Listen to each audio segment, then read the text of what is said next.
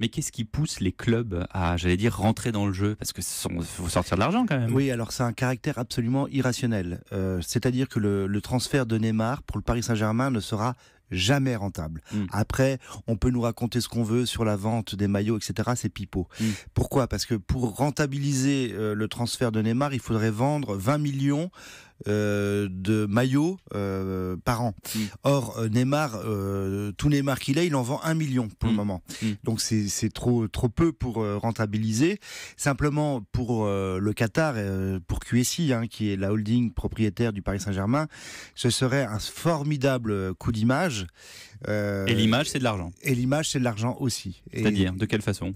D'une certaine manière, on sait que le Qatar aujourd'hui est un peu isolé en termes géopolitiques.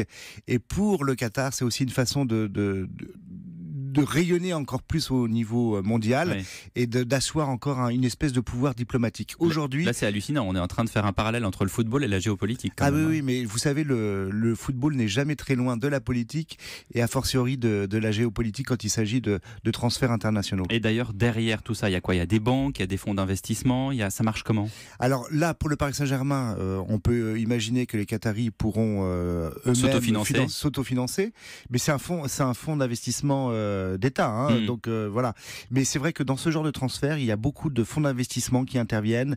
Alors c'est normalement réprimandé par la FIFA, mais pour trouver des financements, on fait parfois appel à des tiers. C'est interdit en France, mais autorisé par exemple au Portugal et au Brésil, où en fait ce sont des fonds d'investissement qui sont propriétaires des joueurs et non pas les clubs. Et tout le monde est gagnant.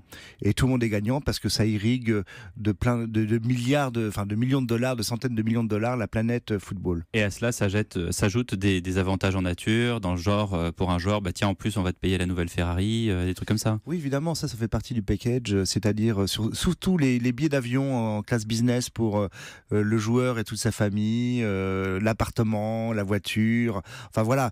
Aujourd'hui, le footballeur est vraiment chouchouté, vraiment, et c'est lui vraiment qui détient le pouvoir au sein du football. Et ça, aux yeux de la FIFA, c'est totalement opaque.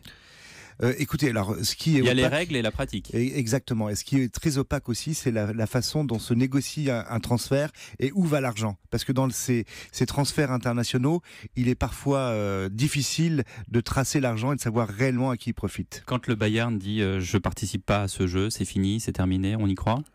Mais non, évidemment, c'est pareil, ça c'est de la grande hypocrisie. C'est de la com? Bien sûr, c'est de la com. Et est-ce que le foot business va tuer le foot tout court? Oui, il est déjà en train de le tuer. On le voit bien d'ailleurs. Aujourd'hui, de toute façon, il faudrait avoir vraiment une vision assez forte sur le football et interdire les transferts. Les joueurs iraient au bout de leur contrat.